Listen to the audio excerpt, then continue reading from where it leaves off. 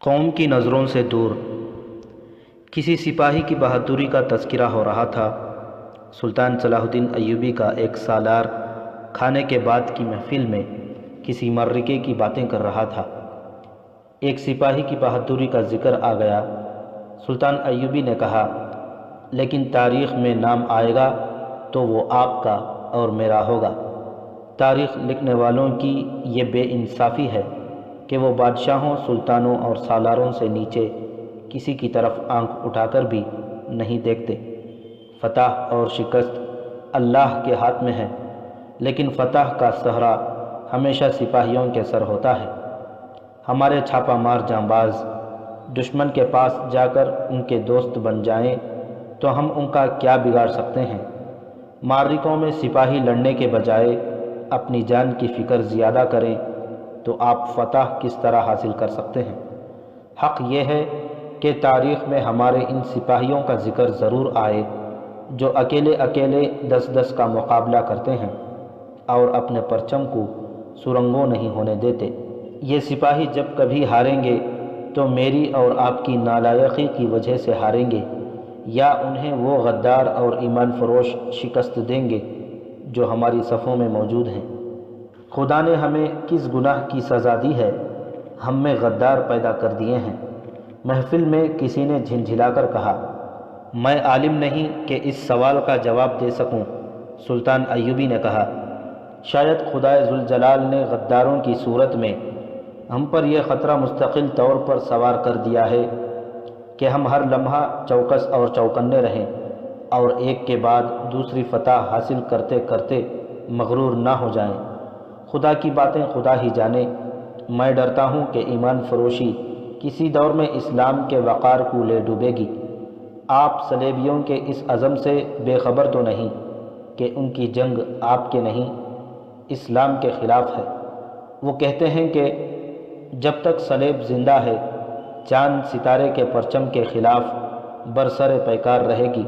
وہ اپنی آنے والی نسلوں کے لیے یہی عزم ورثے کے طور پر چھوڑ جائیں گے۔ میں چاہتا ہوں کہ ہم اپنے ان سپاہیوں کے کارنامے قلم بند کر لیں جو شمالی مصر کے صحراؤں میں بھی لڑے اور ہمات کی برف پوش وادیوں میں بھی۔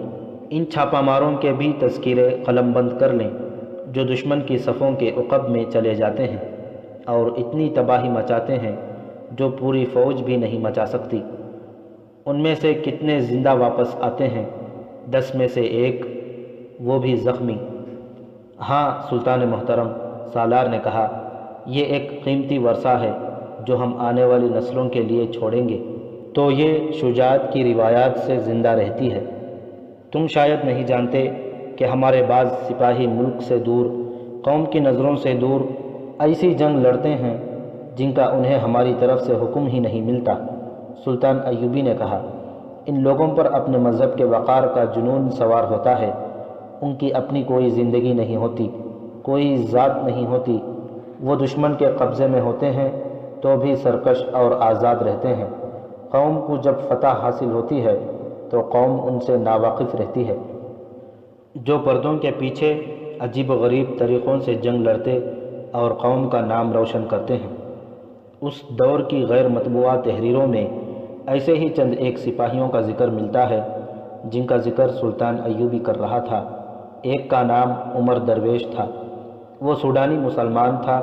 اس سلسلے کی کہانیوں میں جو آپ کو سنائی جا چکی ہیں، آپ نے پڑھا ہوگا کہ سلطان ایوبی کے بھائی تقی الدین نے سوڈان پر فوج کشی کی تھی، مگر دشمن کے دھوکے میں آ کر سوڈان کے صحرا میں اتنی دور نکل گیا جہاں تک رسد کا سلسلہ قائم رکھنا ممکن نہیں رہا تھا۔ دشمن نے رسد کے راستے روک لیے اور تقی الدین کی فوج کو صحرا میں بکھیر کر جمعیت اور مرکزیت ختم کر دی تھی۔ اسلامی فوج کو بہت نقصان اٹھانا پڑا تھا۔ پیش قدمی کی تو امید ہی ختم ہو گئی تھی، پسپائی بھی ممکن نہیں رہی تھی۔ جنگی قیدی بہت ہوئے تھے، جن میں تقی الدین کے 2-3 نائب سالار اور کمانڈر بھی تھے۔ ان قیدیوں میں مصریوں اور بغدادیوں کی تعداد زیادہ تھی۔ ان میں کچھ سوڈانی مسلمان بھی تھے۔ سلطان ایوبی نے اپنی جنگی سوجھ بوجھ اور غیر معمولی فہم و فراست سے کام لیتے ہوئے تقی الدین کی بکھری ہوئی فوج کو سوڈان سے نکالا تھا۔ اس کے بعد اس نے سوڈانیوں کے پاس ایک پیغام کے ساتھ ایلچی بھیجے تھے کہ جنگی قیدیوں کو رہا کر دیا جائے۔ سوڈانیوں نے انکار کر دیا تھا کیونکہ ان کا کوئی قیدی سلطان ایوبی کی فوج کے پاس نہیں تھا۔ سوڈانیوں نے جنگی قیدیوں کے عوض مصر کے کچھ علاقے کا مطالبہ کیا تھا۔ سلطان ایوبی نے جواب دیا تھا، تم مجھے، میری بیوی اور میرے بچوں کو سولی پر کھڑا دو، میں تمہیں سلطنت اسلامیہ کی 1 انچ جگہ نہیں دوں گا۔ میرے سپاہی غیرت والے ہیں، اپنی قوم کے وقار کے لیے جانیں قربان کرنا جانتے ہیں۔ اس کے بعد سوڈانی حکومت نے مصر پر حبشیوں سے حملہ کرایا تھا، جن میں سے کوئی ایک بھی واپس نہیں جا سکا تھا۔ جو زندہ رہے وہ قید میں ڈال دیے گئے۔ توقع تو تھی کہ سوڈانی ان کے رہائی کا مطالبہ کریں، لیکن انہوں نے کوئی ایلچی نہ بھیجا۔ وہ ان حبشیوں کو دھوکے میں مصر میں لائے تھے، یہ ان کی باقاعدہ فوج نہیں تھی۔ سلطان ایوبی نے ان حبشی قیدیوں کی مزدور فوج بنا لی تھی۔ مصر میں ان سے کھدائی، بار برداری اور اس قسم کے دوسرے کام لیے جاتے تھے۔ سوڈان والے سلطان ایوبی کی فوج کے جنگی قیدیوں کو دراصل اس وجہ سے نہیں چھوڑ رہے تھے کہ انہیں وہ سوڈانی فوج میں شامل ہو جانے کی ترغیب دے رہے تھے۔ سوڈانیوں کے پاس صلیبی مشیر تھے، وہی سوڈانیوں کو سلطان ایوبی کے خلاف استعمال کر رہے تھے۔ یہ منصوبہ انہی کا تھا کہ مصری فوج کے قیدیوں کو بہلا پھسلا کر سوڈانی فوج میں شامل کر لیا جائے۔ تاریخ اور اس دور کی تحریروں میں یہ بتانے سے قاصر ہیں کہ انہوں نے کتنے مسلمان سپاہیوں کو اپنی فوج میں شامل کر لیا تھا۔ البتہ یہ شہادت مل گئی تھی کہ سوڈانیوں کا پیار اور محبت کا اور اچھے سلوک کا حربہ جس پر بھی ناکام ثابت ہوا، اسے انہوں نے بے رحمی سے اذیتیں دیں اور تڑپا تڑپا کر مارا۔ ان قیدیوں میں اسحاق نام کا ایک عہدیدار تھا جو سلطان ایوبی کی فوج کے کسی دستے کا کمانڈر تھا۔ وہ سوڈان کا رہنے والا تھا اور نوجوانی میں مصری فوج میں شامل ہوا تھا۔ سوڈان کے ایک پہاڑی علاقے میں وہاں کے مسلمان آباد تھے، جن کی تعداد 4-5 ہزار کی درمیان تھی۔ ان کے مختلف قبیلے تھے، لیکن اسلام نے ان میں اتحاد پیدا کر رکھا تھا۔ تمام قبیلوں کے سرداروں نے ایک کمیٹی سی بنا رکھی تھی۔ تمام قبیلے اس کے احکام اور فیصلوں کی پابندی کرتے تھے۔ ان لوگوں نے روایت بنا رکھی تھی کہ مصری فوج میں بھرتی ہو جاتے تھے، سوڈانی فوج میں شمولیت سے گریز کرتے تھے۔ وہ جنگجو بھی تھے اور خونخوار بھی، تیر اندازی کے ماہر تھے۔ سوڈانی فوج اور حکومت نے انہیں بہت لالچ دیے تھے، انہیں جنگ کے ذریعے ختم کرنے کی دھمکی بھی دی تھی، لیکن ان مسلمان قبائل کو پہاڑیوں کا فائدہ حاصل تھا۔ 2 بار ان پر سوڈانی فوج نے حملہ کیا، لیکن مسلمان تیر اندازوں نے چٹانوں کی چوٹیوں سے وہ تیر برسائے کہ سوڈانیوں کے گھوڑے تیر کھا کر اپنے پیادہ سپاہیوں کو کچلتے بھاگ گئے۔ تقی الدین کی جنگی لغزش سے سوڈان والوں کے ہاتھوں جہاں مصر کی بہت سی فوج قید ہو گئی تھی، وہاں ایک کمانڈر اسحاق بھی تھا۔ اپنے قبیلوں پر اس کا بہت اثر و رسوخ تھا۔ جنگی قید میں سوڈانیوں نے اسے کہا کہ اگر وہ اپنے مسلمان قبیلوں کو سوڈان کی فوج میں شامل ہونے پر راضی کر لے تو اسے نہ صرف رہا کر دیا جائے گا، بلکہ جس پہاڑی علاقے میں مسلمان آباد ہیں، ان تمام علاقے کی الگ ریاست بنا کر اسے اس کا امیر یا سلطان بنا دیا جائے گا۔ میں اس ریاست کا پہلے ہی سلطان ہوں، اسحاق نے جواب دیا۔ یہ ہماری آزاد ریاست ہے، وہ سوڈان کا علاقہ ہے۔ اسے کہا گیا، ہم کسی بھی روز وہاں کے لوگوں کو قید کر لیں گے یا تباہ کر دیں گے، تم پہلے اس علاقے پر قبضہ کرو۔ اسحاق نے کہا، وہاں کے مسلمانوں کو تحقیق کرو، تم انہیں اپنی فوج میں شامل نہیں کر سکو گے۔ اس علاقے میں اپنا جھنڈا لے جا کر دکھا دو، پھر میں انہیں تمہاری فوج میں شامل ہونے پر راضی کر لوں گا۔ اسحاق کو قید خانے میں رکھنے کے بجائے ایک خوشنما کمرے میں رکھا گیا جو کسی شہزادے کا محل معلوم ہوتا تھا۔ ایک سوڈانی سالار نے اسے اس کمرے میں داخل کر کے اپنی تلوار دونوں ہاتھوں میں لے کر اور 2 زانو ہو کر اسے پیش کی اور کہا، ہم آپ جیسے جنگجو کی دل سے قدر کرتے ہیں، آپ ہمارے قیدی نہیں مہمان ہیں۔ میں آپ کی تلوار قبول نہیں کروں گا۔ اسحاق نے کہا، میں مہمان نہیں قیدی ہوں، میں نے شکست کھائی ہے، میں آپ کی تلوار اسی طرح لوں گا جس طرح آپ نے مجھ سے لی ہے۔ تلوار تلوار کے زور سے لی جاتی ہے، مگر ہم آپ کے دشمن نہیں۔ سوڈانی سالار نے کہا، میں آپ کا دشمن ہوں۔ اسحاق نے مسکرا کر کہا، تلواروں کا تبادلہ اتنے خوبصورت کمرے میں نہیں، میدان جنگ میں ہوا کرتا ہے۔ میں آپ کا شکر ادا کرتا ہوں کہ آپ نے میری اتنی عزت کی۔ ہم اس سے زیادہ عزت کریں گے۔ سالار نے کہا، آپ کی مسند خرطوم کے تخت کے ساتھ رکھی جائے گی، اور روز محشر میری مسند دوزخ کے تہ خانے میں رکھی جائے گی۔ اسحاق نے کہا، کیونکہ میں نے دنیا میں مسند تخت کے ساتھ رکھی تھی۔ میں دنیا کی بات کر رہا ہوں، مگر مسلمان آخرت کی بات کیا کرتے ہیں۔ جب ہم سب اپنے اعمال نامے خدا کے حضور پیش کریں گے۔ اسحاق نے کہا، مجھے یہ بتا دیں کہ آپ کے بعد کون آئے گا اور کیا تحفہ لائے گا؟ سوڈانی سالار نے مسکرا کر کہا، اب کوئی بھی آئے مجھے کیا، میں سپاہی ہوں، آپ بھی سپاہی ہیں۔ میں نے آپ کی سپاہیانہ شان کو خراج عقیدت پیش کیا تھا، آپ نے میرا دل توڑ دیا۔ آپ نے میری سپاہیانہ شان دیکھی ہی کب ہے؟ اسحاق نے کہا، مجھے توڑنے کا موقع ملا ہی نہیں۔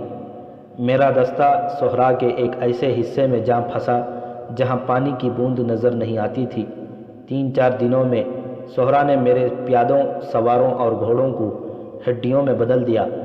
سپاہی اور سوار زبانیں باہر نکالے پانی ڈھونڈنے لگے۔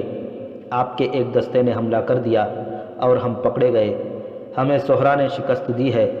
آپ نے میری تلوار کے جوہر کہاں دیکھے ہیں کہ مجھے خراج عقیدت پیش کر رہے ہیں؟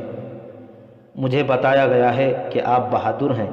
سالار نے کہا، سنی سنائی پر یقین نہ کریں۔ اسحاق نے کہا، کل صبح ایک تلوار مجھے دیں، ایک آپ لیں اور میرے مقابلے میں آئیں۔ مجھے امید ہے کہ میں آپ کی تلوار قبول کر لوں گا، مگر اس وقت آپ زندہ نہیں ہوں گے۔ سالار کچھ اور کہنے لگا تھا کہ اسحاق نے کہا، غور سے سن لو محترم سالار، مجھے تم لوگ کل جو قید خانے میں ڈال دو گے ابھی ڈال دو۔ میں اتنی خوبصورت قید سے مخمور ہو کر اپنا ایمان نہیں بیچوں گا۔ قید خانے کی غلاظت کے بجائے آپ اس دل نشین ماحول میں بہتر طریقے سے سوچ سکیں گے۔ سالار نے کہا، میں امید رکھوں گا کہ آپ کے سامنے جو شرط پیش کی گئی ہے اس پر آپ غور کریں گے۔ مجھے ایک سپاہی بھائی سمجھ کر میرا یہ مشورہ قبول کر لیں کہ اپنا مستقبل تاریک نہ کریں۔ خدا نے آپ کی قسمت میں بادشاہی لکھتی ہے، اس پر لکیر نہ پھیریں۔ میرے خدا نے میری قسمت میں جو کچھ لکھا ہے وہ میں اچھی طرح جانتا ہوں۔ اسحاق نے کہا، اور تمہارے خدا نے جو کچھ لکھا ہے میں اسے بھی جانتا ہوں۔ تم جاؤ، مجھے سوچنے دو۔ سالار چلا گیا تو کھانا آ گیا۔ کھانا لانے والی 3 لڑکیاں تھیں، جوان اور بہت ہی خوبصورت۔ وہ نیم عریاں بھی تھیں، کھانے کی اقسام ایسی جو اس نے کبھی خواب میں بھی نہیں دیکھی تھیں۔ کھانے کے ساتھ خوشنما صحرائیوں میں شراب بھی تھی۔ اسحاق نے ضرورت کے مطابق کھایا اور پانی پی لیا۔ دسترخوان سمیٹ لیا گیا اور ایک لڑکی اس کے پاس آ گئی۔ اسحاق اسے دیکھتا رہا اور اس کی ہنسی نکل گئی جس میں طنز تھی۔ کیا آپ نے مجھے پسند نہیں کیا؟ لڑکی نے پوچھا۔ میں نے تم جیسی بدصورت لڑکی پہلی بار دیکھی ہے، اسحاق نے کہا۔ لڑکی کے چہرے کا رنگ بدل گیا۔ وہ تو بہت ہی خوبصورت لڑکی تھی۔ اسحاق نے اس کی حیرت بھانپتے ہوئے کہا، حسن حیا میں ہوتی ہے۔ عورت عریاں ہو جائے تو اس کی کشش ختم ہو جاتی ہے۔ عریانی نے تمہارا طلسم توڑ دیا ہے، میں اب تمہارے قبضے میں نہیں آ سکوں گا۔ کیا آپ نے مجھے دیکھ کر بھی میری ضرورت محسوس نہیں کی؟ لڑکی نے پوچھا۔ میرے جسم کو تمہاری کوئی ضرورت نہیں، اسحاق نے کہا۔ میری روح کی ایک ضرورت ہے جو تم پوری نہیں کر سکو گی۔ تم جاؤ، لیکن میرے لیے حکم ہے کہ آپ کے پاس رہوں، لڑکی نے کہا۔ اگر میں نے حکم کے خلاف کوئی کام کیا تو مجھے سزا کے طور پر وحشی حبشیوں کے حوالے کر دیا جائے گا۔ دیکھو لڑکی، اسحاق نے کہا، میں مسلمان ہوں، میرا عقیدہ کچھ اور ہے، میں تمہیں اس کمرے میں نہیں رکھ سکتا۔ اگر تم اس کمرے میں رات بسر کرنے کا حکم لے کے آئی ہو تو یہیں رہو اور میں باہر سو جاؤں گا، یہ بھی میرا جرم ہوگا۔ لڑکی نے کہا، آپ مجھے اس کمرے میں رہنے دیں، مجھ پر رحم کریں۔ لڑکی نے دیکھ لیا تھا کہ یہ شخص پتھر ہے، اس نے اسحاق کی منت سماجت شروع کر دی۔ تمہارا کام کیا ہے؟ اسحاق نے پوچھا، کس مقصد کے لیے تمہیں میرے پاس بھیجا گیا ہے؟ مجھے اپنا مقصد بتا دو تو اس کمرے میں رہنے دوں گا۔ میرا کام یہ ہے کہ آپ جیسے مردوں کو موم کروں۔ لڑکی نے جواب دیا، آپ پہلے مرد ہیں جس نے مجھے ٹکرایا ہے۔ میں نے مذہب کے شیدائیوں کو اپنا گرویدہ بنایا اور انہیں سوڈان کے سانچے میں ڈھالا ہے۔ لڑکی نے پوچھا، کیا واقعی آپ نے مجھے بدصورت سمجھا ہے یا مذاق کیا تھا؟ تم جسے خوشبو کہتی ہو وہ میرے لیے بدبو ہے۔ اسحاق نے کہا، میری نظر میں تم واقعی بدصورت ہو۔ جہاں سونا چاہتی ہو سو جاؤ، پلنگ پر سو جاؤ، میں فرش پر سو جاؤں گا۔ لڑکی فرش پر لیٹ گئی۔ تمہارا نام کیا ہے لڑکی؟ اسحاق نے پوچھا۔ عاشی۔ اور تمہارا مذہب؟ میرا کوئی مذہب نہیں۔ تمہارے ماں باپ کہاں رہتے ہیں؟ معلوم نہیں، لڑکی نے کہا۔ اسحاق پر نیند کا غلبہ ہونے لگا اور ذرا سی دیر میں اس کے خراٹے سنائی دینے لگے۔ اس شخص کے ساتھ آپ وقت ضائع کر رہے ہیں، اس لڑکی نے کہا جس نے رات اسحاق کو اپنا نام عاشی بتایا تھا۔ اس کے سامنے سوڈانی فوج کے اعلیٰ افسر بیٹھے ہوئے تھے۔ عاشی نے کہا، اس شخص کے اندر جذبات نام کی کوئی چیز نہیں۔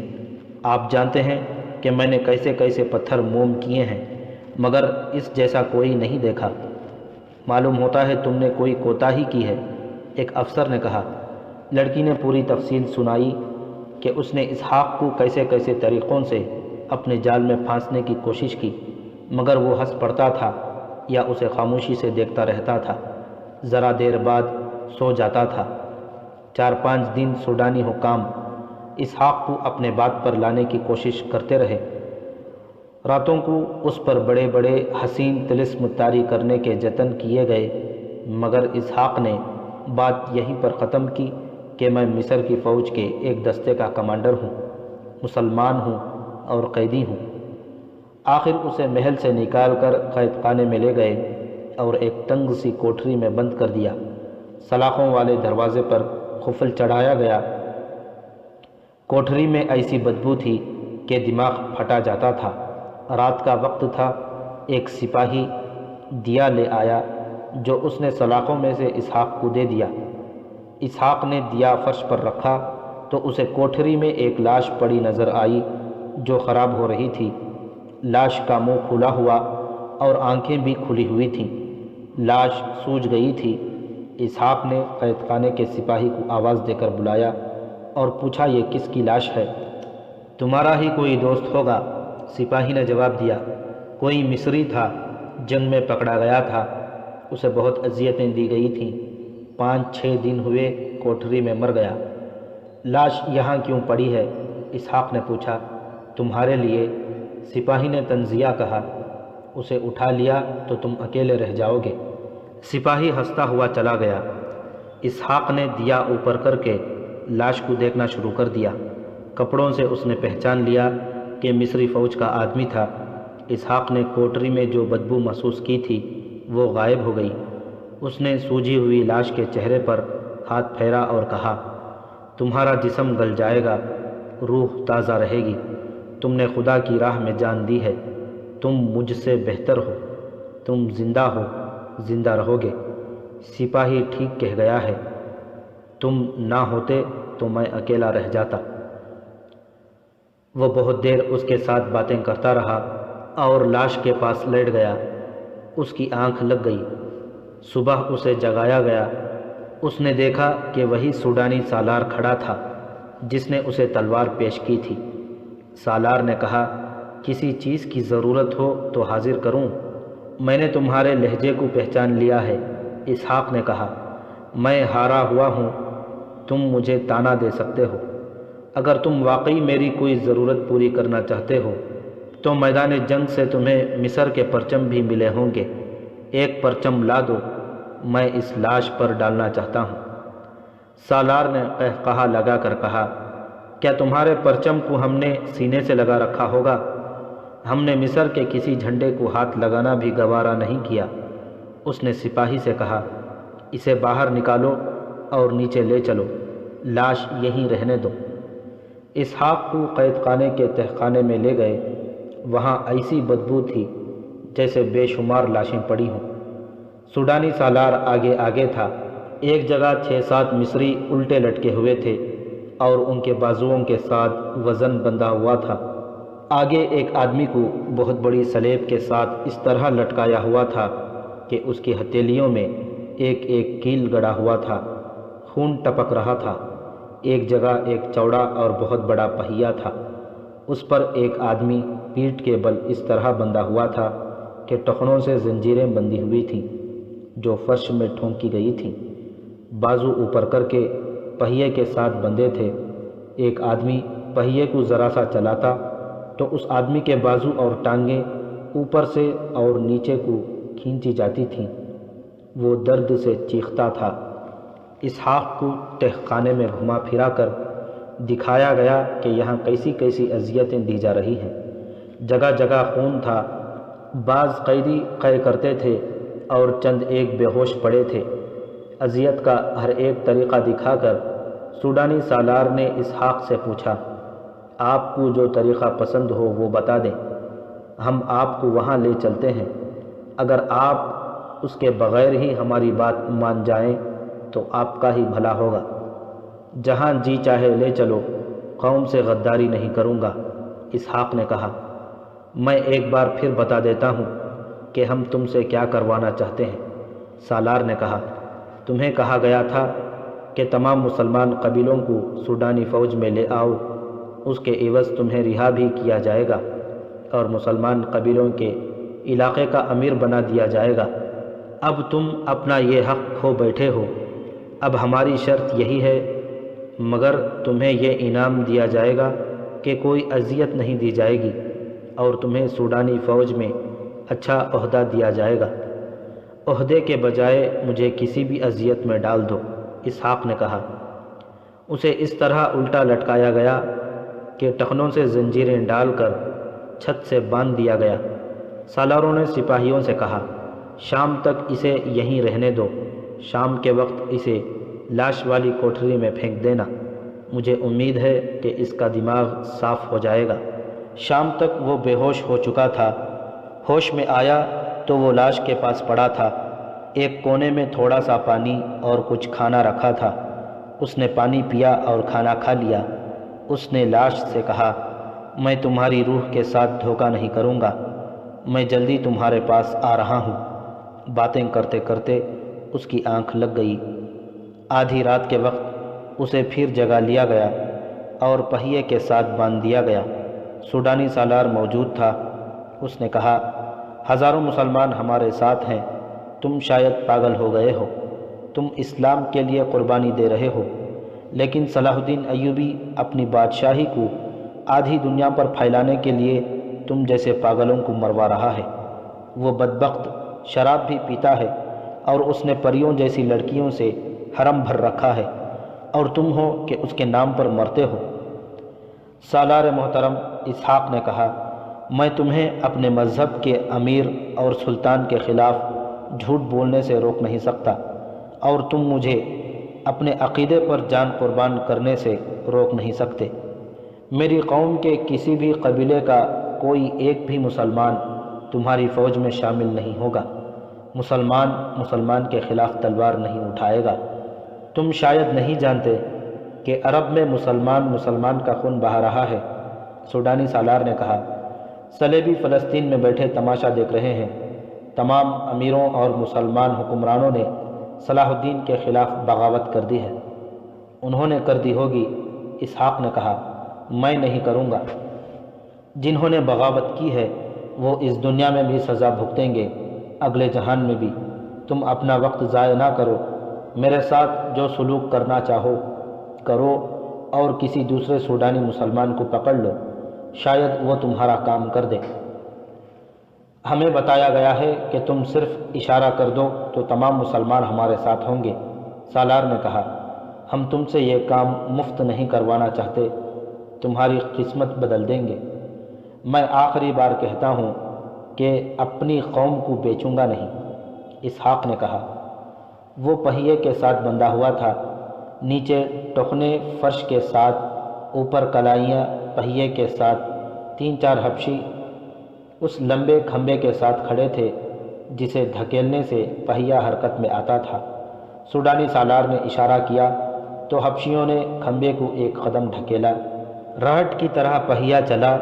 اسحاق کا جسم اوپر اور نیچے کو کھینچنے لگا، اس کے بازو کندھوں سے اور ٹانگیں کولہوں سے الگ ہونے لگے، اس کے جسم سے پسینہ اس طرح پھوٹا جیسے کسی نے اس پر پانی انڈیل دیا ہو۔ اب سوچو اور جواب دو۔ اس کے کانوں میں سوڈانی سالار کی آواز پڑی، ایمان نہیں بیچوں گا۔ اسحاق نے کراہتی ہوئی آواز میں جواب دیا۔ پہیہ اور آگے چلا گیا، اس کی کھال پھٹنے لگی۔ اب اچھی طرح سوچ سکو گے، میری لاش بھی یہی جواب دے گی، اپنا ایمان نہیں بیچوں گا۔ اسحاق نے یہ الفاظ بڑی مشکل سے منہ سے نکالے۔ اسے کچھ دیر یہی رہنے دو، سالار نے حکم دیا، مان جائے گا۔ اسحاق نے قرآن کی آیات کا ورد شروع کر دیا۔ سالار چلا گیا۔ اسحاق کے جسم کی جوڑ کھل رہے تھے، کھال جیسے اتاری جا رہی تھی، اس کا منہ آسمان کی طرف تھا۔ اس نے تصور میں خدا کو اپنے سامنے رکھا اور کہا، خداوند دو عالم، میں گنہگار ہوں تو مجھے اور زیادہ سزا دو، میں آپ کی راہ میں سچا ہوں تو مجھے سکون عطا کرو، میں آپ کے حضور شرمسار نہیں ہونا چاہتا۔ اس نے آنکھیں بند کر کے آیات کا ورد شروع کر دیا۔ تم چیختے کیوں نہیں؟ اس کے پاس قید خانے کا جو سپاہی کھڑا تھا اس نے کہا، زور زور سے چیخو، اس سے تکلیف ذرا کم ہو جاتی ہے۔ میں تکلیف میں نہیں ہوں، اسحاق نے کہا، پہیہ اور آگے کر دو۔ قید خانے کے سپاہی درندے تھے۔ اس سپاہی نے حبشیوں سے کہا کہ پہیہ ذرا اور چلائیں۔ حبشیوں نے دھکا لگایا تو پہیہ اور آگے چلا گیا۔ اسحاق کے جسم سے کڑاک کڑاک کی آوازیں نکلیں۔ ایک اور سپاہی دوڑتا آیا۔ اس نے اپنے ساتھی سے کہا، تمہیں کس نے کہا ہے کہ پہیہ چلاؤ؟ یہ مر جائے گا، اسے ابھی زندہ رکھنا ہے۔ پہیہ ذرا نیچے کر دیا گیا۔ یہ کہتا ہے کہ مجھے کوئی تکلیف نہیں ہو رہی ہے۔ سپاہی نے اپنے ساتھی سے کہا، تم ہوش میں ہو؟ سپاہی نے اسحاق سے پوچھا، تم کیا بول رہے ہو؟ بے ہوشی میں بول رہا ہے، دوسرے نے کہا، تم نے چکر جہاں تک پہنچا دیا تھا وہاں انسان مر جاتا ہے، یہ ہوش میں نہیں ہو سکتا۔ میں ہوش میں ہوں دوستوں، اسحاق کی نحیف آواز سنائی دی، میں اپنے خدا کے ساتھ باتیں کر رہا ہوں۔ دونوں سپاہیوں نے ایک دوسرے کو حیرت سے دیکھا۔ ایک نے کہا، یہ اتنا طاقتور تو نہیں لگتا، اس حالت میں تو بھینسوں جیسے وحشی حبشی بے ہوش ہو جاتے ہیں، یہ کوئی عالم ہوگا، اس کے پاس خدا کی طاقت ہے۔ ہاں تم ٹھیک کہتے ہو، اسحاق نے کہا، میرے پاس خدا کی طاقت ہے، میں خدا کا کلام پڑھ رہا ہوں۔ پہیے کو پورا چکر دے کر دیکھو، میرے جسم 2 حصوں میں کٹ جائے، دونوں حصوں سے یہی آواز آئے گی جو تم سن رہے ہو۔ وہ گوار سپاہی تھے، توہم پرستی ان کا مذہب تھا، وہ مسلمان نہیں تھے، پیروں فقیروں اور مجذوبوں کو خدا سمجھتے تھے، بتوں کی بھی عبادت کرتے تھے۔ اس پہیے کو جسے چکر شکنجہ کہتے تھے وہ اچھی طرح جانتے تھے۔ اس کے ساتھ بندھا ہوا انسان پہیے کی ذرا سی حرکت پر چیخ اٹھتا اور ہر بات مان لیتا تھا، ذرا مزید حرکت سے بے ہوش ہوتا اور کچھ دیر بعد مر جاتا تھا۔ لیکن اسحاق پہیے کی آخری نشان تک زندہ ہی نہ رہا بلکہ ہوش میں رہا۔ سپاہی جان گئے کہ یہ آدمی عام قسم کا انسان نہیں۔ تم آسمانوں کا حال جانتے ہو؟ ایک سپاہی نے پوچھا۔ میرا خدا جانتا ہے، اسحاق نے جواب دیا۔ تمہارا خدا کہاں ہے؟ میرے دل میں اسحاق نے جواب دیا، وہ مجھے کوئی تکلیف نہیں ہونے دیتا، ہم غریب لوگ ہیں۔ ایک سپاہی نے کہا، یہاں تم جیسے انسانوں کی ہڈیاں توڑ کر بال بچوں کو روٹی کھلاتے ہیں، تم ہماری قسمت بدل سکتے ہو؟ باہر جا کر اسحاق نے کہا، میں جو کچھ پڑھ رہا ہوں وہ تمہیں بتا دوں گا، تمہاری قسمت بدل جائے گی۔ ہم پہیا نیچے کر دیتے ہیں، ایک سپاہی نے کہا، سالار کو آتا دیکھیں گے تو اوپر کر دیں گے۔ نہیں، اسحاق نے کہا، میں تمہیں یہ بددیانتی نہیں کرنے دوں گا، یہی میری طاقت ہے، اسے ہم ایمان کہتے ہیں۔ ہم تمہاری مدد کریں گے، ایک سپاہی نے کہا، جب کہو گے جو کہو گے ہم کریں گے، اگر ہو سکا تو تمہیں قید خانے سے نکال دیں گے۔ سالار آ گیا۔ کیوں بھائی؟ اس نے اسحاق سے پوچھا، ہوش میں ہو؟ میرے اللہ نے مجھے بے ہوش ہونے نہیں دیا، اسحاق نے جواب دیا۔ سالار کے اشارے پر پہیا اور آگے چلا گیا۔ اسحاق نے صاف طور پر محسوس کیا کہ اس کا جسم دو حصوں میں کٹ گیا ہے اور اس کا آخری وقت آ گیا ہے۔ اس نے کراہتی ہوئی آواز میں کلام پاک کا ورد اور زیادہ بلند آواز سے شروع کر دیا۔ پہیا اور آگے چلا گیا۔ اس کے جسم سے ایسی آوازیں آئیں جیسے جوڑ ٹوٹ رہے ہوں۔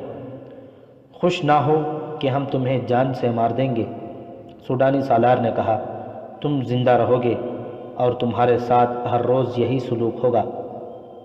ہم تمہاری جان لے کر تمہیں اذیت سے آزاد نہیں کرنا چاہتے۔ اسحاق نے کوئی جواب نہ دیا، اس نے ورد جاری رکھا۔ سالار کے اشارے پر پہیا ذرا نیچے کر دیا گیا۔ سالار کے ساتھ فوج کا ایک اور افسر تھا۔ سالار اسے الگ لے گیا اور کہا، بہت سخت جان معلوم ہوتا ہے، اتنی دیر میں یہ بے ہوش بھی نہیں ہوا، ہم نے زیادتی کی تو مر جائے گا، اسے ابھی زندہ رکھنا ہے۔ میں نے ایک اور طریقہ سوچا ہے، معلوم ہوا ہے کہ اس کی ایک بیٹی کی عمر 14-15 سال ہے اور اس کی بیوی بھی ہے۔ ان دونوں کو یہ دھوکہ دے کر یہاں بلایا جائے کہ یہ شخص قید خانے میں ہے اور مر رہا ہے، تمہیں اجازت دی جاتی ہے کہ اسے دیکھ جاؤ، اور اگر یہ مر گیا تو اس کی لاش لے جاؤ۔ ہاں، دوسرے افسر نے کہا، دھوکے سے ہی بلانا پڑے گا، ورنہ وہاں کے مسلمان ہمارے کسی آدمی کو اپنے علاقے میں داخل نہیں ہونے دیں گے۔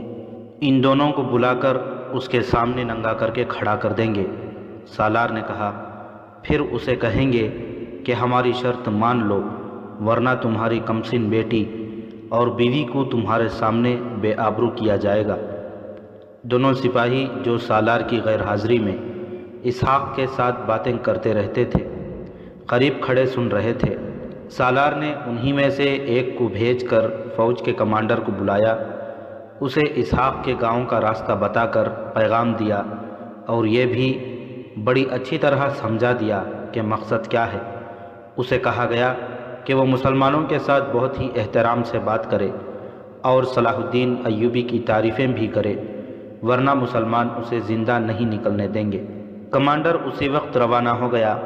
اسحاق کو چکر شکنجے سے اتار کر اسی کوٹھری میں پھینک دیا گیا جس میں کسی مصری سپاہی کی لاش گل سڑ رہی تھی۔ اسحاق سے اٹھا نہیں جا رہا تھا، سارے جسم سے درد کی بے رحم ٹسیں اٹھ رہی تھیں، مگر اس نے دھیان خدا کی طرف لگا رکھا تھا۔ اتنے شدید درد کے باوجود وہ اپنے آپ میں سکون محسوس کر رہا تھا۔ اس کی روح میں کوئی درد نہیں تھا۔ جسمانی درد کے احساس سے وہ بے نیاز ہو چکا تھا، لیکن اسے معلوم نہ تھا کہ اسے ایسی ذلت میں ڈالنے کا اہتمام ہو رہا ہے جو اس کی روح کو لہو لہان کر دے گا۔ اس کی کمسن بیٹی اور جوان بیوی کو قید خانے میں لانے کے لیے ایک آدمی چلا گیا تھا۔ وہاں سے اس کا گاؤں جو پہاڑی علاقے میں تھا، گھوڑے پر پورے دن کی مسافت جتنا دور تھا۔ صبح ابھی ابھی طلوع ہوئی۔ سوڈانی سالار اپنے ساتھی افسر کے ساتھ چلا گیا۔ قید خانے میں دونوں سپاہیوں کی ڈیوٹی ختم ہونے والی تھی۔ دن بھر کے لیے دوسرے سپاہی آ رہے تھے۔ ان دونوں سپاہیوں نے آپس میں بات کی اور ایک فیصلہ کر لیا۔ وہ اسحاق کو برگزیدہ انسان سمجھ رہے تھے، جس کا تعلق براہ راست کسی غیبی قوت کے ساتھ تھا۔ یہ ان کی برداشت سے باہر تھا کہ اس برگزیدہ شخص کی بیٹی اور بیوی کو قید خانے میں بلا کر ذلیل کیا جائے۔ ایک سپاہی نے اس خطرے کا بھی اظہار کیا کہ اس شخص کی بیٹی اور بیوی کی توہین کی گئی تو سب پر قہر نازل ہوگا۔ ان دونوں کو یہ لالچ بھی تھا کہ باہر جا کر اسحاق ان کی قسمت بدل دے گا۔ ایک سپاہی نے کہا کہ وہ اسحاق کی بیٹی اور بیوی کو یہاں تک نہیں آنے دے گا۔ شام ہو چکی تھی جب پیغام لے جانے والا سوڈانی کمانڈر مسلمانوں کے علاقے میں داخل ہوا۔ پہلے گاؤں میں جا کر اس نے پوچھا کہ اسحاق نام کے ایک سوڈانی مسلمان کا گاؤں کہاں ہے جو مصر کی فوج میں عہدیدار ہے۔ اسحاق کا تمام علاقے پر اثر و رسوخ تھا، اسے ہر کوئی جانتا تھا۔ کمانڈر نے بتایا کہ وہ زخمی حالت میں جنگی قیدی ہوا ہے، دوسرے قیدیوں کی طرح اسے بھی قید خانے میں ڈال دیا گیا تھا، اس کی حالت بگڑ رہی ہے۔ اس نے خواہش ظاہر کی ہے کہ اسے اس کی بیٹی اور بیوی سے ملایا جائے، میں ان دونوں کو لینے آیا ہوں۔ ایک آدمی ان کے ساتھ ہو گیا۔ وادیوں سے گزرتے کچھ وقت بعد دونوں اسحاق کے گاؤں میں داخل ہوئے، پھر اس کے گھر جا پہنچے۔ اس کے بوڑھے باپ سے ملاقات ہوئی۔ سوڈانی کمانڈر نے جھک کر مصافحہ کیا اور نہایت اچھے انداز سے کہا، آپ کا بیٹا اتنا بہادر ہے کہ ہمارے سالار بھی اسے سلام کرتے ہیں۔ وہ بہادری سے لڑا مگر ریگستان نے اسے پیاسا رکھ کر بے حال کر دیا۔ وہ زخمی حالت میں پکڑا گیا۔ اس کا علاج اس طرح کیا جا رہا ہے جس طرح سوڈانی سالاروں اور حکمرانوں کا کیا جاتا ہے۔ اتنے اچھے علاج کے باوجود وہ صحت یاب نہیں ہوا۔ اسے بچانے کی پوری کوشش کی جا رہی ہے۔ اس نے خواہش ظاہر کی ہے کہ اپنی بیٹی کو اور اپنی بیوی کو آخری بار دیکھنا چاہتا ہوں۔ اگر تم لوگ اس کی اتنی زیادہ عزت کرتے ہو تو اسے میرے حوالے کیوں نہیں کر دیتے؟ اسحاق کے باپ نے کہا، ہو سکتا ہے ہمارے جراح اور طبیب اسے ٹھیک کر لیں۔ فارما نروائے سوڈان نے کہا ہے کہ وہ ہمارا مہمان ہے۔ کمانڈر نے جواب دیا، مہمان کو بیماری کی حالت میں رخصت کرنا میزبان کی بے عزتی ہے۔ صحت یاب ہوتے ہی اسے باعزت طریقے سے رخصت کر دیا جائے گا۔ کیا یہ نہیں ہو سکتا کہ اس کی بیٹی اور بیوی اس کے پاس رہیں اور اس کی تیمارداری کریں؟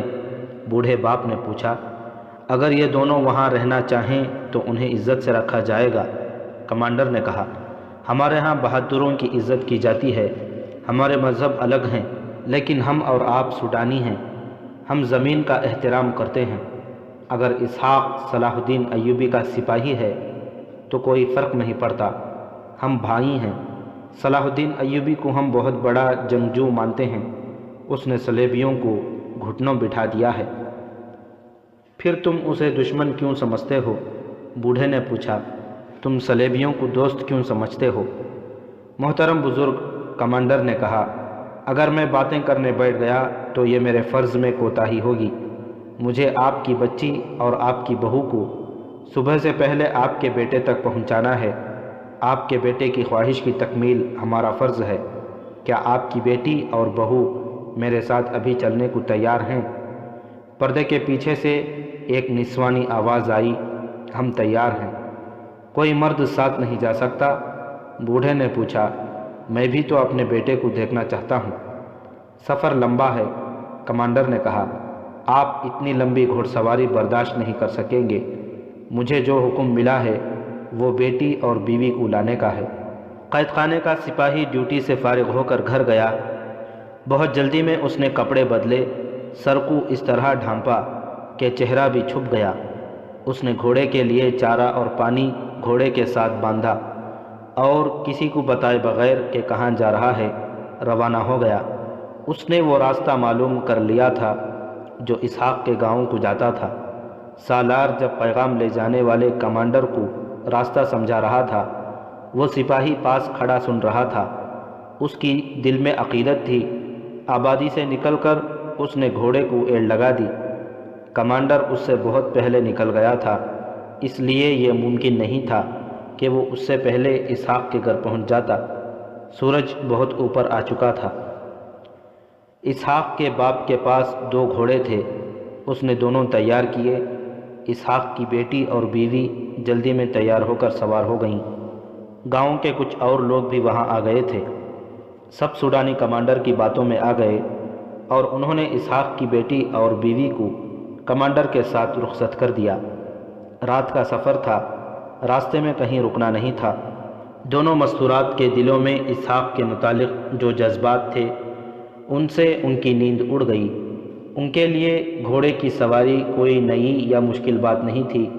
یہاں کے مسلمان اپنے بچوں کو گھوڑ سواری اور تیر اندازی بچپن میں ہی سکھا دیا کرتے تھے۔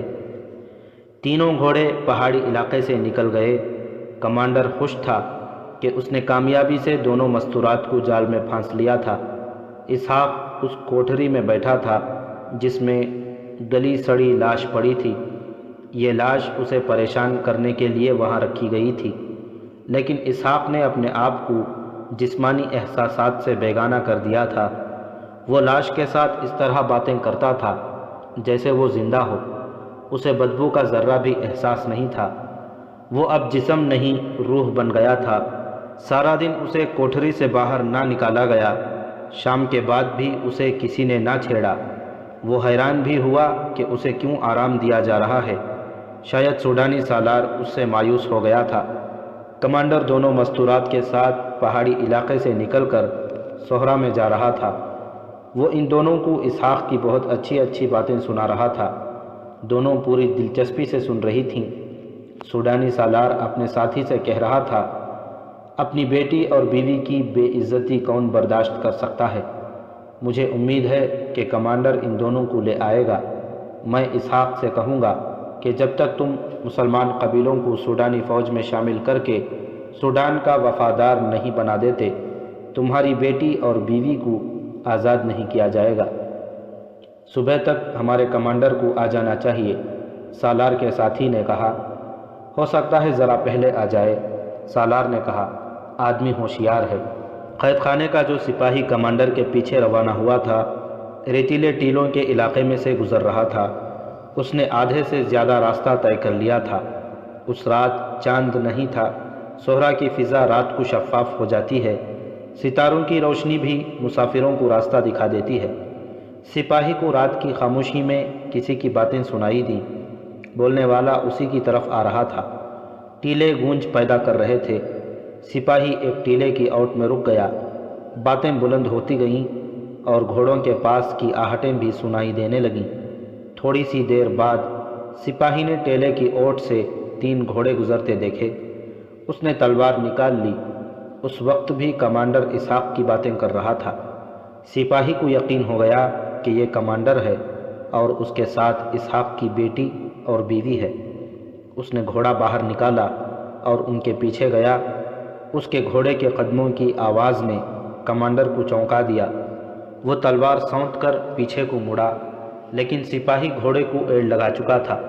اس نے دوڑتے گھوڑے سے کمانڈر پر ایسا وار کیا کہ اس کا ایک بازو صاف کاٹ دیا۔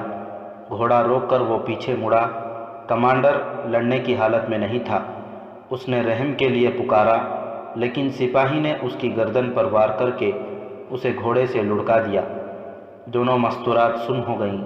اسحاق کی بیوی نے اپنی بیٹی سے کہا، بھاگو، ڈاکو معلوم ہوتے ہیں۔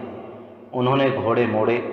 سپاہی نے اپنا گھوڑا ان کے راستے میں کر لیا اور کہا، یہاں کوئی ڈاکو نہیں ہے، مجھ سے نہ ڈرو۔ میں نے تمہیں ایک ڈاکو سے بچایا ہے۔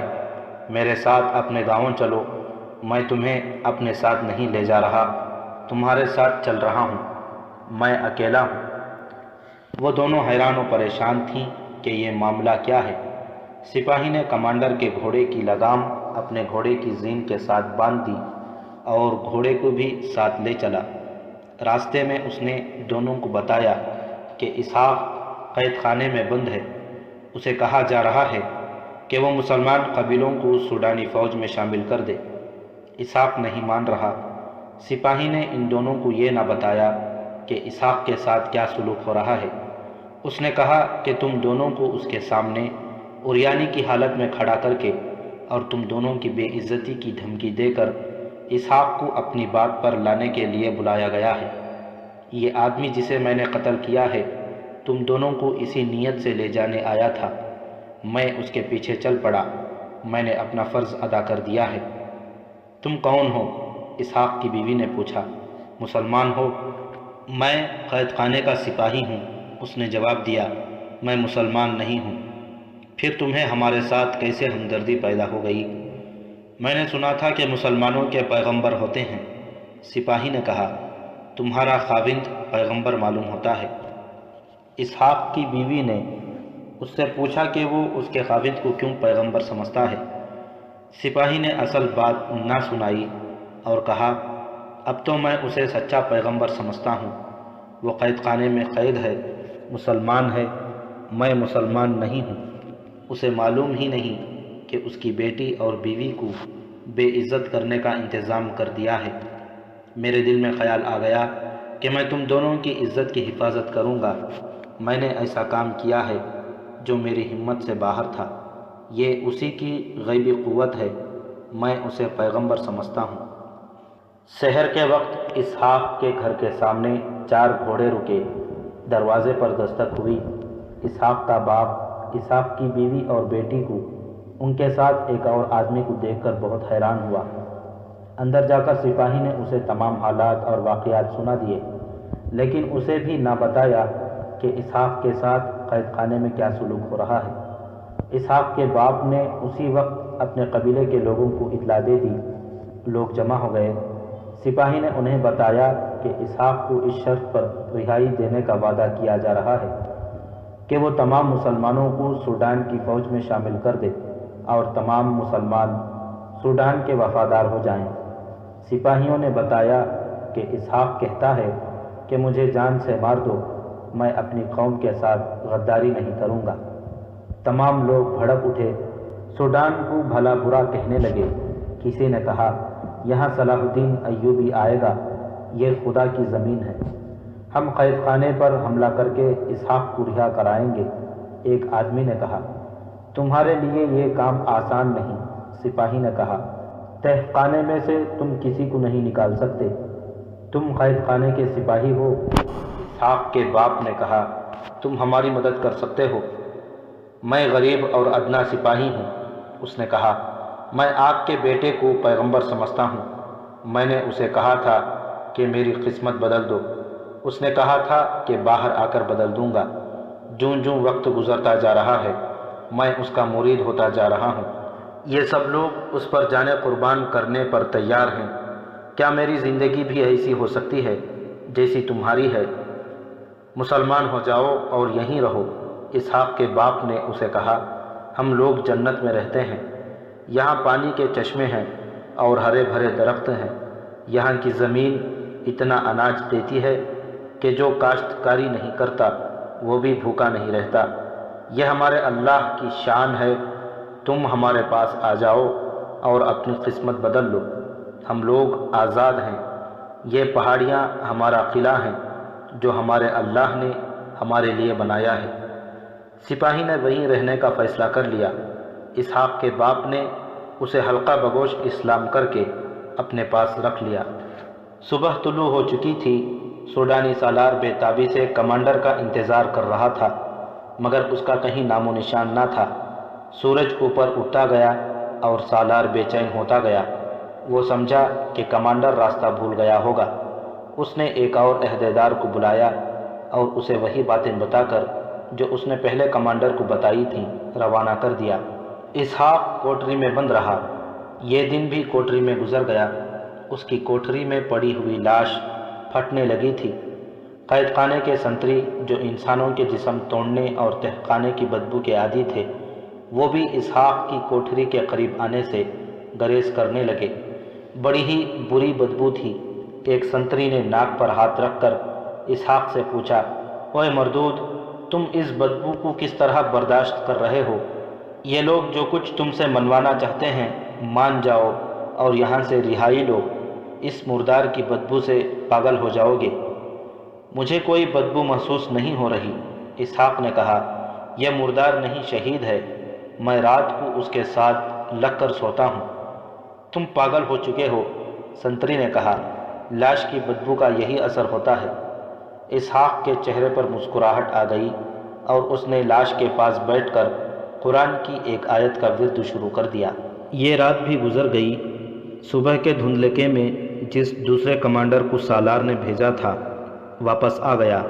ایک تو مسلسل اتنے طویل سفر سے اس کا رنگ اڑا ہوا تھا، اس کے علاوہ وہ جو کچھ دیکھ آیا تھا اسے بیان کرنے سے اس کی زبان ہکلا رہی تھی۔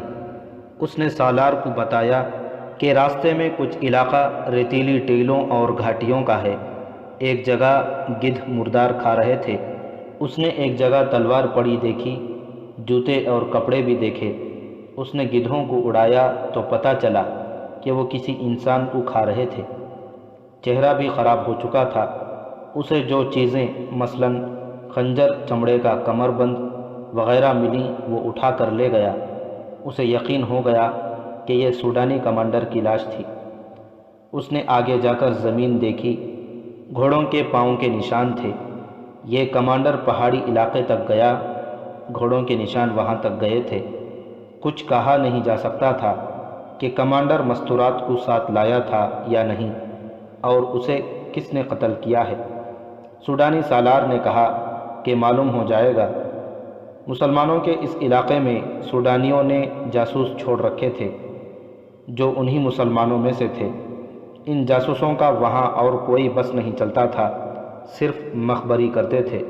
اسحاق کے متعلق انہی لوگوں نے بتایا تھا کہ اس علاقے پر اس کا اثر و رسوخ ہے۔ ہوا بھی ایسے ہی۔ شام کے بعد 2 جاسوس پہنچ گئے۔ انہوں نے سالار کو پوری خبر سنائی کہ کمانڈر اسحاق کی بیوی اور بیٹی کو لے گیا تھا اور قید خانے کے ایک سپاہی نے اسے راستے میں قتل کر دیا اور مستورات کو واپس لے گیا ہے۔ انہوں نے سپاہی کا نام بھی بتایا۔ سالار نے یہ مسئلہ سوڈان کے حکمران کے آگے رکھا۔ اس نے صلیبی مشیروں کو بتایا۔ ان صلیبیوں نے مشورہ دیا کہ خاموش ہو جاؤ، مسلمانوں پر فوج کشی کی حماقت نہ کر بیٹھنا، انہیں کسی اچھے طریقے سے دوست بنانے کی کوشش کرو، زیادہ سے زیادہ یہ کارروائی کرو کہ اس سپاہی کو خفیہ طریقے سے قتل کرا دو تاکہ مسلمانوں کو پتہ چل جائے کہ ہمارے ہاتھ ہر جگہ پہنچ سکتے ہیں۔ اگر اسحاق تمہاری شرط تسلیم نہیں کرتا تو کسی اور سوڈانی مسلمان قیدی کو قائل کرو، اسحاق پر تشدد جاری رکھو۔ اسحاق کو ایک بار پھر تشدد کے شکنجے میں جکڑ لیا گیا۔ اب تو سالار اس سے اپنے کمانڈر کے قتل کا انتقام بھی لینا چاہتا تھا۔ اسے اتنی درندگی کا تختہ مشق بنا دیا گیا جتنا انسانی تصور سے باہر تھا۔ رات کے وقت وہ بے ہوش ہو گیا اور اسے کوٹھری میں پھینک دیا گیا۔ ہوش میں آیا تو کوٹھری میں اندھیرا تھا، باہر ایک مشعل جل رہی تھی۔ اسحاق نے ہاتھ ایک طرف کیا تو ہاتھ کسی کے جسم پر لگا۔ اسے یاد آ گیا کہ یہ وہی لاش ہے جو پہلے دن سے اس کے ساتھ پڑی ہے، مگر اسے ایسے لگا جیسے لاش سانس لے رہی ہو۔ یہ اس کے دماغ کی خرابی ہی ہو سکتی تھی۔ اس کے جسم کی یہ حالت ہو گئی تھی کہ اٹھنے کے قابل نہیں رہا تھا۔ لاش نے حرکت کی۔ اسحاق نے چونک کر دیکھا، چہرے پر نظر ڈالی۔ یہ لاش نہیں تھی، کوئی زندہ انسان تھا، اور یہ کوٹھری کوئی اور تھی۔ دوسرا آدمی بھی شاید بے ہوش تھا۔ وہ آہستہ آہستہ ہوش میں آیا اور اس نے آنکھیں کھول دی۔ اسحاق بڑی مشکل سے اٹھا اور پوچھا، تم کون ہو؟ عمر درویش، اس آدمی نے مری ہوئی آواز میں کہا۔ اوہ، عمر درویش، اسحاق نے حیران ہو کر کہا، میں اسحاق ہوں۔ وہ ایک دوسرے کو اچھی طرح جانتے تھے۔ عمر درویش بھی صلاح الدین ایوبی کی فوج کے ایک دستے کا کمانڈر تھا۔ وہ بھی انہی مسلمان قبیلوں میں سے تھا جو سوڈانی ہوتے ہوئے سوڈان کی فوج میں بھرتی نہیں ہوتے تھے۔ عمر درویش بھی جنگی قیدی ہو گیا تھا۔ اسحاق کا نام سن کر اٹھ بیٹھا۔ تمہیں کیا کہتے ہیں؟ اسحاق نے پوچھا۔ کہتے ہیں کہ عالم کے روپ میں اپنے علاقے میں جاؤ، عمر درویش نے جواب دیا، اور لوگوں کے دلوں میں صلاح الدین ایوبی کے خلاف دشمنی پیدا کرو۔ کہتے ہیں کہ ہم تمہیں طریقے بتائیں گے اور تمہیں شہزادوں کی طرح رکھیں گے، اور جس لڑکی کو پسند کرو گے وہ تمہارے ساتھ رہے گی۔ عمر نے پوچھا، تم سے کیا منوانا چاہتے ہیں؟ کہتے ہیں کہ اپنے تمام قبیلوں کو سوڈان کا وفادار بنا دو، اسحاق نے جواب دیا۔ اس کے عوض مجھے مسلمانوں کے علاقے کا امیر بنانے کا وعدہ کرتے ہیں۔ یہ مسلمانوں کی الگ فوج بنانا چاہتے ہیں۔ مجھے معلوم ہو گیا تھا کہ تمہیں بہت تکلیفیں دے رہے ہیں۔ عمر درویش نے کہا، معلوم نہیں ہمیں ایک ہی کوٹری میں کیوں بند کر دیا ہے، شاید اس میں کوئی بہتری ہوگی۔ میں چاہتا تھا کہ تم مجھے مل جاؤ۔ میں نے ایک طریقہ سوچا ہے، اس پر عمل کرنے سے پہلے میں تم سے اجازت لینا چاہتا تھا۔ اچھا ہوا تم مل گئے۔ کیا طریقہ سوچا ہے؟ تم نے دیکھ لیا ہے کہ یہ لوگ ہمیں چھوڑیں گے نہیں۔ عمر درویش نے کہا، ہم اذیتیں کب تک برداشت کریں گے؟ آج نہیں تو کل مر جائیں گے۔ یہاں اور کئی سوڈانی مسلمان قید ہیں، کوئی نہ کوئی ان کے جال میں آ جائے گا۔ میں ڈرتا ہوں کہ ہمارے چند ایک ساتھیوں کو یہ ورغلا کر ہماری قوم میں تفرقہ ڈال دیں گے۔ ایک صورت یہ ہے کہ تم ان کی شرط مان لو، اس بہانے آزاد ہو جاؤ گے اور اپنے علاقے میں جا کر کچھ بھی نہ کرو۔ رات کے اندھیرے میں مصر کو نکل جاؤ، تمہیں زندہ رہنا چاہیے۔ دوسری صورت یہ ہے کہ میں ان کی بات مان لوں گا، یہ مجھے جو سبق پڑھانا چاہتے ہیں وہ پڑھ لوں، ان کا بتایا ہوا بحروب دھار لوں اور اپنے تمام قبیلوں کو خبردار کر دوں کہ وہ سوڈانیوں کے کسی چکر میں نہ آ جائیں۔ اگر میں ان کا ساتھی بن گیا تو میں تمہیں یہاں سے نکالنے کی کوشش کروں گا۔ یہ بھی تو ہو سکتا ہے کہ سوڈانی ہمارے علاقے پر حملہ کر دیں۔ اسحاق نے کہا، ہمارے لوگ اتنی جلدی ہتھیار ڈالنے والے تو نہیں، لیکن فوج کی طاقت اتنی جلدی ختم نہیں ہوتی۔ فوج آخر فوج ہے، ہمیں قربانی دینی پڑے گی۔ عمر درویش نے کہا، ہم مصر سے چھاپہ ماروں کی مدد حاصل کر سکتے ہیں۔ فی الحال ضرورت یہ ہے کہ ہم دونوں میں سے ایک آدمی باہر نکل جائے۔ اگر ہم دونوں اکٹھے ان کی شرط مان کر نکل جائیں تو اور زیادہ بہتر ہے۔ میں یہیں رہوں گا۔ اسحاق نے کہا، تم انہیں دھوکہ دو، اگر ہم نے اکٹھے ان کی بات مان لی تو انہیں شک ہوگا، یہ سمجھ جائیں گے کہ ہم نے رات ایک کوٹھری میں رہ کر کوئی منصوبہ تیار کیا ہے۔ میں سختیاں برداشت کروں گا، تم نکل جاؤ۔ صبح طلوع ہوتے ہی کوٹھری کا دروازہ کھلا۔ ایک سپاہی نے اسحاق کو برچھی چبوئی اور اسے اٹھا کر دھکے دیتا اپنے ساتھ لے گیا۔ کوٹھری کا دروازہ پھر بند ہو گیا۔ تھوڑی دیر بعد سوڈانی فوج کا ایک عہدیدار آیا۔ اس نے سلاخوں میں سے عمر درویش سے پوچھا، اگر تم نے آج انکار کیا تو تصور نہیں کر سکتے کہ تمہارے جسم کا کیا حال ہوگا۔ ہم تمہیں مرنے نہیں دیں گے، تم اس دنیا میں دوزخ دیکھ لو گے، ہر روز مرو گے اور ہر روز جیو گے۔ مجھے کسی اچھی جگہ لے چلو، عمر درویش نے کہا، میرے جسم کو ذرا سا سکون آنے دو، یہاں میں کچھ بھی نہیں سوچ سکتا۔ میں تمہیں جنت میں بٹھا سکتا ہوں، سوڈانی عہدیدار نے کہا، تمہیں جنت کی پریوں میں بٹھا دوں گا، اور اگر وہاں بھی تم نے انکار کیا تو جتنے دن زندہ رہو گے پچھتاتے رہو گے۔ ہمیں رو رو کر کہو گے کہ میں نے تمہاری شرط مان لی ہے، تو بھی ہم تم پر اعتبار نہیں کریں گے۔ وہ کراہ رہا تھا، اس کی آنکھیں پوری طرح کھلتی نہیں تھیں۔ اس نے سرگوشی سی کی، ایسا نہیں ہوگا، مجھے کہیں لے چلو اور بتاؤ کہ مجھے کیا کرنا ہے۔ اسے اسی وقت لے گئے اور ویسے ہی خوشنما کمرے میں جا رکھا جیسا اسحاق کو دیا گیا تھا۔ تھوڑی دیر بعد ایک طبیب آ گیا۔ اس نے اس کے جسم کا معائنہ کر کے اسے دوائیں پلائیں، اسے اعلیٰ قسم کا کھانا کھلایا گیا۔ اس دوران اسی سوڈانی سالار نے جو اسحاق کا جسم توڑتا رہا تھا عمر درویش سے پوچھا، کیا تم نے ہماری ہر بات ماننے کا فیصلہ کر لیا ہے؟ عمر درویش نے سر ہلا کر رضامندی کا اظہار کیا۔ کھانا کھاتے ہی وہ لیٹا اور گہری نیند سو گیا۔ اس کی جب آنکھ کھلی تو رات بھی گزر چکی تھی اور اگلا دن آدھا گزر گیا تھا۔ وہ بہت دنوں سے قید خانے کے تہ خانے میں اذیتیں برداشت کر رہا تھا۔ جسم بہت حد تک سوکھ گیا تھا، ہڈیاں دکھ رہی تھیں۔ اتنے نرم و گداز بستر پر اتنی لمبی نیند سے اس کے جسم میں صحت کے آثار نظر آنے لگے۔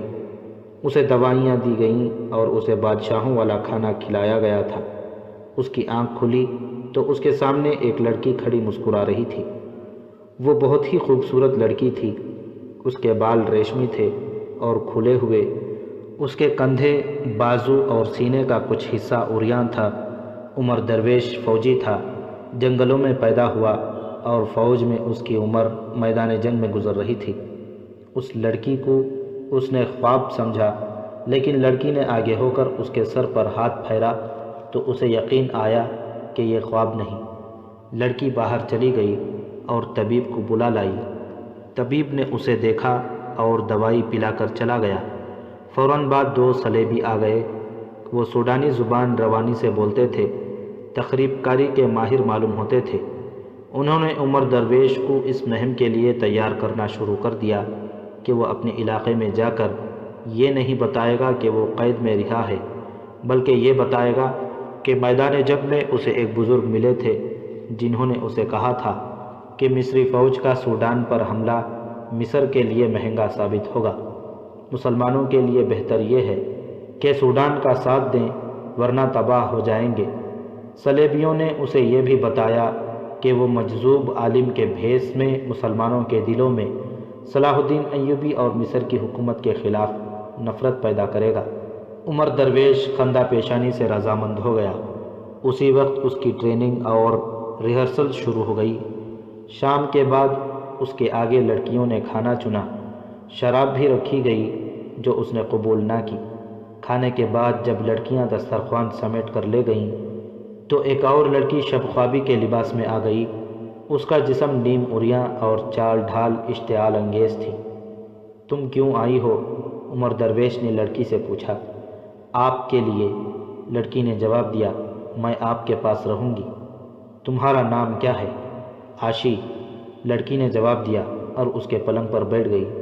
عاشی، عمر درویش نے کہا، مجھے تمہاری ضرورت نہیں، تم چلی جاؤ۔ میں حکم لے کر آئی ہوں کہ مجھے آپ کے ساتھ رہنا ہے۔ مجھ سے یہ لوگ جو بات منوانا چاہتے تھے وہ میں نے مان لی ہے۔ عمر درویش نے کہا، اب مجھے تم جیسے حسین فریب کی کوئی ضرورت نہیں رہی۔ میں جانتی ہوں، عاشی نے کہا، آپ کے متعلق مجھے سب کچھ بتا دیا گیا ہے۔ میں انعام کے طور پر آئی ہوں۔ مجھے یہ بھی معلوم ہے کہ آپ کو میری ضرورت ہے۔ سپاہی جب میدان جنگ سے آتے ہیں تو ان کی روح عورت کی طلبگار ہوتی ہے۔ میں ہارا ہوا سپاہی ہوں، عمر درویش نے کہا، میری روح مر گئی ہے، مجھے اپنے جسم سے نفرت ہو گئی ہے، مجھے اس کی کسی بھی ضرورت کا احساس نہیں رہا۔ قید خانے میں ابلے ہوئے پتے کھاتا رہا تو بھی مطمئن رہا، یہاں اتنے اچھے کھانے کھائے ہیں تو بھی مطمئن ہوں، لیکن خوش نہیں ہوں، میں شکست خوردہ ہوں۔ لڑکی ہنس پڑی جیسے کسی نے جل ترنگ چھیڑ دیا ہو۔ شراب کے 2-4 گھونٹ آپ کو مسرتوں سے مالا مال کر دیں گے، لڑکی نے کہا۔ حلق سے اتر جائے تو مجھے دیکھنا، مجھ میں آپ کو پھولوں کا حسن نظر آئے گا۔ میری مجبوری یہ ہے کہ میں مسلمان ہوں، عمر درویش نے کہا۔ ہم عصمتوں سے کھیلا نہیں کرتے، عصمتوں کی حفاظت کیا کرتے ہیں۔ صرف مسلمان لڑکیوں کی عصمتوں کی حفاظت کرتے ہیں، لڑکی نے کہا۔ میں مسلمان نہیں اور تم عصمت والی بھی نہیں، عمر درویش نے کہا۔ پھر بھی میرا فرض ہے کہ تمہاری عصمت کا خیال رکھوں، لڑکی مسلمان ہو یا کسی اور مذہب سے تعلق رکھتی ہو، اپنی قوم کی ہو یا اپنے دشمن کی، مسلمان اگر ایمان کا پکا ہے تو اس کی عصمت کی حفاظت کرے گا۔ تم تمام رات میرے پاس بیٹھی رہو، صبح سب کو بتاتی پھرو گی کہ رات ایک پتھر کے پاس بیٹھ کر گزاری ہے۔ کیا میں خوبصورت نہیں؟ لڑکی نے پوچھا۔ تم جیسی بھی ہو میرے کسی کام کی نہیں، عمر درویش نے کہا۔ میں تمہارے کام آ سکتا ہوں۔ اگر تم اس ذلیل زندگی سے آزاد ہونا چاہو تو میں تمہیں جان پر کھیل کر یہاں سے نکال لے جاؤں گا اور کسی شریف گھرانے میں آباد کر دوں گا۔ آپ سے پہلے بھی ایک یہاں آیا تھا، عاشی نے کہا۔ وہ بھی آپ کی طرح باتیں کرتا تھا، وہ بھی سوڈانی مسلمان تھا۔ میں آپ کی یہ بات نہیں مان سکتی چونکہ آپ مسلمان ہیں، اس لیے آپ عورت میں دلچسپی نہیں لیتے۔ میں نے مصر کے کئی مسلمان دیکھے ہیں، وہ عورت کو دیکھ کر بھوکے درندے بن جاتے ہیں۔ میں 3 ایسے مصری مسلمان بتا سکتی ہوں جنہیں میں نے اور شراب کی اس صراحی نے غدار بنایا ہے۔ وہ کیسے مسلمان ہیں؟ وہ ایمان فروش ہیں، عمر درویش نے کہا، تم باتیں کر رہی ہو تو میں تمہارے چہرے پر اور تمہاری آنکھوں میں تمہاری ماں اور تمہارے باپ کی جھلک دیکھنے کی کوشش کر رہا ہوں۔ وہ کہاں ہیں؟ زندہ ہیں؟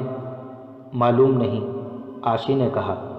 آپ سے پہلے جو یہاں آیا تھا اس نے بھی یہی پوچھا تھا کہ تمہارے ماں باپ زندہ ہیں یا مر گئے ہیں۔ وہ اسحاق کی بات کر رہی تھی۔ اسحاق کو جب اس کمرے میں لایا گیا تھا تو اسی لڑکی کو اس کے کمرے میں بھیجا گیا تھا۔ اس نے عمر درویش سے کہا، اس سوڈانی مسلمان نے مجھ سے میرے ماں باپ کے متعلق پوچھ کر مجھے پریشان کر دیا تھا۔ ایسا سوال مجھ سے کبھی کسی نے نہیں پوچھا تھا۔ وہ پہلا آدمی تھا جس نے پوچھا تو میں رات بھر سوچتی رہی کہ میرے ماں باپ کون تھے اور کیسے تھے ضرور، مجھے کچھ یاد آتا تھا اور ذہن کے اندھیرے میں غائب ہو جاتا تھا۔ میں نے اپنے آپ کو ان کی یاد سے دور رکھنے کی کوشش شروع کر دی مگر میں کامیاب نہیں ہو سکی۔ آج آپ نے ان کی یاد پھر تازہ کر دی ہے۔ میں جب محسوس ہی نہیں کرتی تھی کہ میرے بھی ماں باپ ہوں گے تو میں خوش رہتی تھی۔ آپ سے پہلے آنے والے سوڈانی مسلمان نے میرے اندر ایسے جذبات بیدار کر دیے ہیں کہ میری خوشی پر اب اداسی کا آسیب سوار رہنے لگا ہے۔ تمہارا کوئی بھائی بھی نہیں تھا؟ کچھ بھی یاد نہیں، عاشی نے کہا۔ میں خون کے رشتوں کو سمجھتی ہی نہیں کہ کیا ہوتے ہیں۔ تمہیں نیند آ رہی ہو تو سو جاؤ، عمر درویش نے کہا۔ آپ کو نیند آ رہی ہو تو میں خاموش ہو جاتی ہوں، عاشی نے کہا۔ جی چاہتا ہے کہ آپ میرے ساتھ باتیں کرتے رہیں، مجھے آپ جیسے آدمی اچھے لگتے ہیں۔ میں جس آدمی کے ساتھ کچھ وقت گزارتی ہوں اس سے مجھے نفرت سی ہو جاتی ہے، مجھے مسکرانا پڑتا ہے۔ وہ سوڈانی مسلمان جو آپ سے پہلے یہاں آیا تھا مجھے ساری عمر یاد رہے گا، جسے اس کمرے میں لایا گیا تھا۔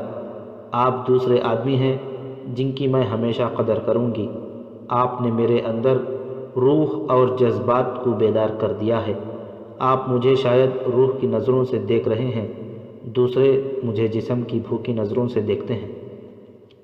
میں تمہیں آبرو باختہ لڑکی سمجھتا تھا لیکن تم عقل اور فراست کی باتیں کرتی ہو، عمر درویش نے کہا۔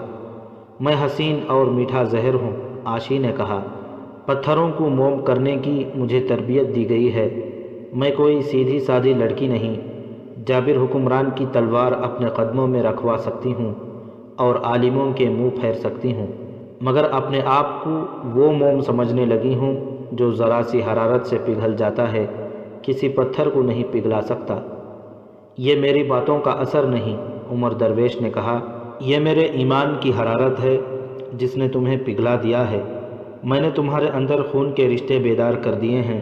تم انسان ہو، تم کسی کی بیٹی ہو، تم کسی کی بہن ہو، تم کسی قوم کی آبرو ہو۔ میں تمہیں ہر رنگ میں دیکھ رہا ہوں۔ رات گزرتی جا رہی تھی، نیند کا خمار اور عمر درویش کی باتیں عاشی پر غالب آتی جا رہی تھیں۔ نیند سے اس کی آنکھیں بند ہونے لگیں۔ وہ پلنگ کی پائنتی بیٹھی ہوئی تھی، وہیں لڑک گئی۔